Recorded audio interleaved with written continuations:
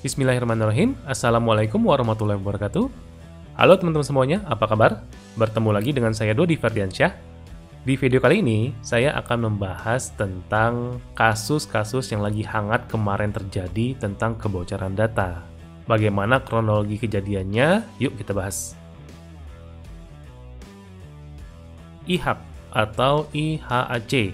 Sebagian besar teman-teman di sini sudah tidak asing ya dengan kata IHAK ini. Ya, ini merupakan sebuah aplikasi yang berfungsi untuk melakukan verifikasi penumpang selama berpergian. Terutama biasanya digunakan pada transportasi udara. Jadi kalau kita ingin berpergian ke luar kota dengan menggunakan transportasi udara, biasanya kita harus mengisi melalui aplikasi IHAK ini. Kenapa kita harus mengisi di aplikasi IHAK ini? Sebenarnya ini merupakan upaya pemerintah Indonesia untuk dapat mendeteksi, mencegah, dan mengendalikan kedaruratan kesehatan masyarakat melalui titik masuk seperti bandara, pelabuhan, atau pos perbatasan daratan yang ada di Republik Indonesia. Aplikasi IHAK ini digunakan mulai dari tahun 2021 ya, dan dikembangkan oleh Kementerian Kesehatan. Tapi menurut Nom Rotem dan juga Ran Lokar, mereka ini adalah researcher atau peneliti ya di VPN Mentor. Mereka menemukan ada kesalahan terhadap pengembangan aplikasi IHAK tadi, terutama dari sisi privasi protokolnya. Sehingga akibatnya lebih dari 1 juta data masyarakat yang menggunakan aplikasi IHAK tadi itu bocor. Nah, berikut data-data hasil summary dari para peneliti tadi. Bagi teman-teman yang penasaran, teman-teman bisa lihat kronologi kejadiannya ya, seperti yang di sebelah ini. Sebenarnya database IHAK itu ditemukan pada tanggal 15 Juli 2021. Jadi ketika berita ini dipublish oleh VPN Mentor, berarti kurang lebih sudah 1,5 bulan kejadiannya. Nah, 6 hari setelahnya, yaitu pada tanggal 21 Juli 2021, sudah ada kontak ke Kementerian Kesehatan sebenarnya ke sana. Kemudian di follow up lagi ke agensi-agensi atau badan-badan yang memang berhubungan dengan insiden respon seperti IDCert atau IDCRT dan juga BSSN. Tim dari VPN Mentor ini mereka mencoba melakukan research atau explore terhadap server IHAK-nya tadi.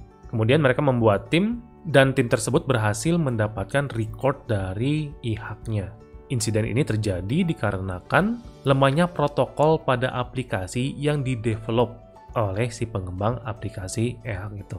Kemudian record database IHAK yang ditemukan tadi itu diinvestigasi lebih lanjut dan akhirnya dikonfirmasi bahwa data yang ditemukan oleh tim VPN Mentor dengan data yang ada di dalam database IHAK-nya itu ternyata sama.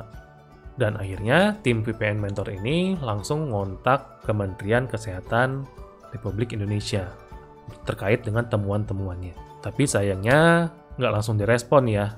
Akhirnya selang beberapa hari, tim VPN Mentor ini mencoba ngontak ke IDCert atau Indonesian Cert. Dan yang sangat disayangkannya, pada saat awal Agustus, tim VPN Mentor itu juga belum mendapatkan balasan dari agensi-agensi atau Kementerian Kesehatan yang sudah dilaporkan sebelumnya. Tapi yang saya salut dari tim VPN Mentor ini, mereka nggak nyerah gitu aja ya. Mereka mencoba kontak lagi salah satu badan pemerintahan yaitu BSSN atau Badan Siber dan Sandi Negara. Dan kontak ini terjadi pada tanggal 22 Agustus 2021. Dan yang saya bikin salut adalah ternyata BSSN langsung merespon dan membalas pesan yang disampaikan oleh tim VPN Mentor tadi. Dan 2 hari setelahnya, server IHAK-nya itu di take down. Nah, jika kita lihat dan juga dengar info dari VPN Mentor ini, saya cukup miris juga ya, atau cukup sedih juga melihat respon-respon dari pihak-pihak yang bertanggung jawab terhadap IHAK ini. Kalau misalkan Kementerian Kesehatan langsung merespon laporan dari tim VPN Mentor, kayaknya tindakan insiden responnya akan lebih cepat dilakukan. Nah, gambar di sebelah ini merupakan berbagai macam data-data yang bocor, seperti ID penumpang dan juga jenis penerbangannya.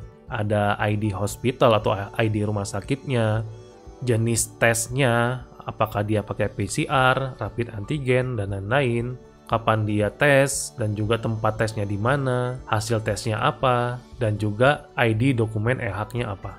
Nah, kalau yang ini adalah contoh record yang didapatkan oleh tim VPN mentornya. Lumayan banyak ya record-recordnya. Cukup sampai itu? Ternyata enggak.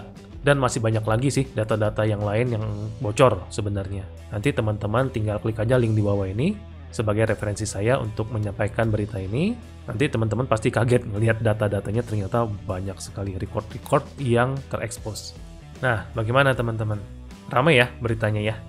Kalau saya pribadi melihat ancaman terhadap kebocoran data itu ya pasti akan selalu ada lah di dalam setiap sistem, apalagi sistemnya sudah online.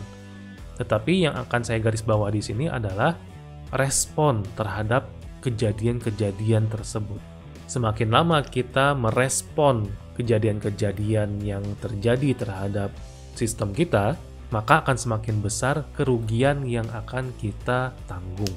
Ini adalah konsep dari insiden respon sebenarnya. Jadi teman-teman yang belajar tentang insiden respon pasti sudah paham nih konsep dasar dari insiden respon. Ya mudah-mudahan saja dengan kejadian-kejadian seperti ini, semua pihak-pihak baik itu swasta ataupun negara, ayo kita lebih meningkatkan awareness dan juga keamanan dari informasi yang ada atau tersimpan di masing-masing pemerintahan ataupun perusahaan yang ada di negara kita. Oke, segini saja informasi yang bisa saya berikan kepada teman-teman. Kita belajar dari kasus ini, jangan capek untuk terus memberi masukan atau memberi laporan jika kita menemukan celah-celah keamanan kepada si pemilik sistemnya. Walaupun tidak dibalas atau tidak direspon, terus kita kasih. Mudah-mudahan mereka bisa segera merespon dan juga menindaklanjuti apa yang harus dilakukan. Sekian video saya kali ini, kita bertemu lagi di video-video saya berikutnya. Tetap sehat, keep secure. Assalamualaikum warahmatullahi wabarakatuh.